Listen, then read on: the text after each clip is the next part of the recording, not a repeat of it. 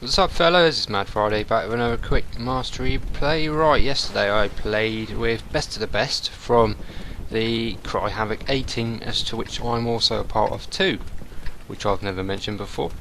Anyway, as you can see, I'm in the STA-1, Best of the Best is in STA-1, and you can probably tell from the team list and the tanks driving around where this is quite a heavily tier 9 game, but we're not going to play all shy. I really need my mastery in this. Before this game, Best of the Best asked me if I had my mastery, so I went into my stats. Played 101 games and only got class 1 mastery. Good win rate though. Some tanks I get my mastery first game, which is quite easy to do because the matchmaker gives you an easy game for your first game in any tank, beaten by. Sometimes I get it after 10, 25, 50 games, but this tank has been one of the hardest for me to get. I don't know if I just don't suit the tank or I don't play it right most of the time, but in this match I'm going to try and make the lighthouse. If you can get into the lighthouse in a tank with fairly good camo factor and gun depression, you can have a monster game as long as you don't get countered. So I got spotted on the way up. Someone's looking at me, but they never managed to get a shot off, which means I've made it up with all of my health, which is a really good start. Best of the Best is holding back because no really heavies pushed the corner of the hill. So between us, we should be able to lock down this side. Right, so I'm up here. Just having a look round. Noticed someone was trying to make the hill. It was a Chiri, I think, but they took some damage on the way up, so they may have stopped. Right, so here's gun depression.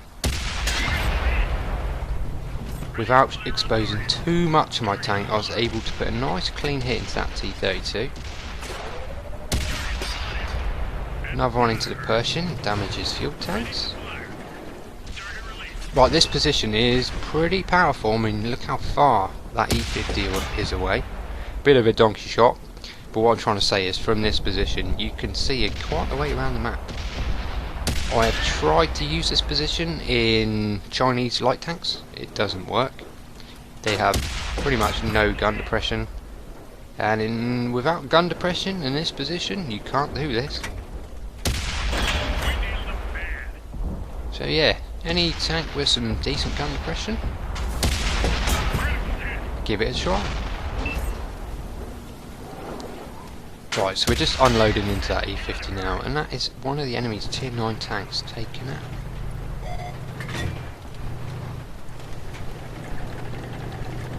Don't seem to be getting countered at the minute, although the enemies have made it right around the hill because no one went round there. No point me or Best of the Best going around there in an STA-1. The only part of this tank that may bounce is the gun mantlet, and the amount of enemies that came around there, we'd have just got slaughtered. So we're best off doing what we're doing. Time to work over this T-32 a little bit more. Just needs one more. See, I'm spotted, but no one's doing much about it, which is why if you're on the enemy team and someone's up on the hill, you have to do something about it. It can be a proper pain in your ass if someone's up here and you're trying to operate. It just completely shuts you down. There's that Persian again, he's come all the way around. Trying to bait a shot.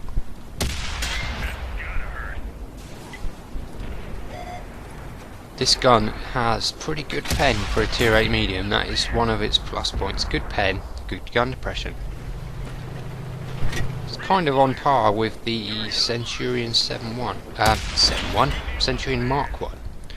Although this thing's soft stats for ground resistances are not quite as good. So even though you have slightly better engine power, well, power to weight ratio, it doesn't quite perform as well on soft ground.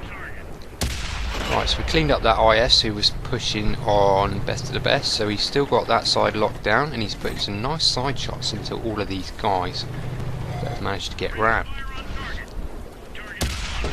Another tier 9 medium. That is a very valuable target there. Ooh, T-34. He's got a big gun. don't want to get hit by that 120mm gun. No.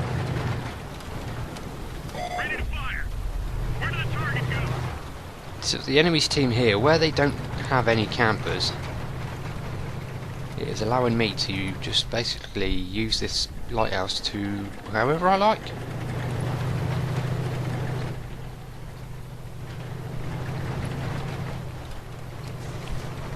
Sometimes from this position, if you get spotted and the enemy have tank destroyers in their base, they can get shots on you, but they don't appear to have anything like that.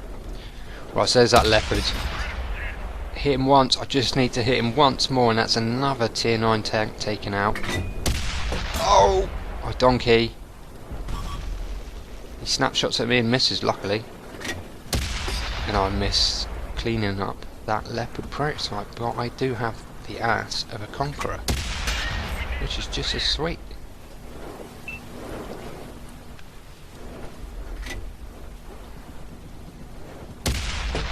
The DPM on this gun is not bad at all. The tier 8 mediums are not known for DPM really, but it's not too bad at all. Right, so there's an E75 coming up. Right, looking at him, I know he's a stock turret. Bang, straight through the front of the turret. He's coming up. I missed the tracking shot. Either I'm still going for a tracking shot, but I miss it. I take a hit, not too bad. It wasn't from him, I don't think. He's not upgraded. Without the engine power of the top package, I'm quite easily to get round him, although I do take one, but I'm going to out reload him by miles, and he is screwed. Good play from him though. He was the only one who did anything about me using this position, and I lost just over a third of my health dealing with that E75. So not too bad of a trade. Still really in the game here.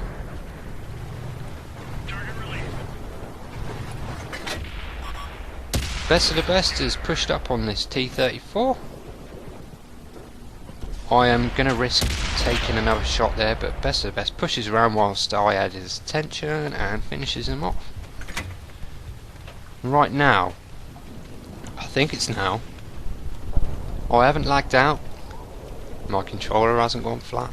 Guess what it was? The Tesco delivery man came with my shopping, so I had to put my controller down.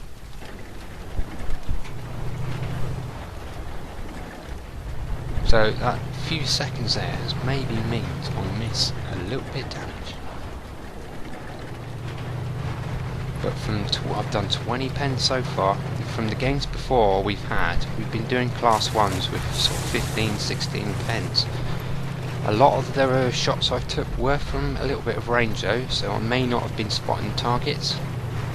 So they may have been half points, but there's still my mastery on the line here.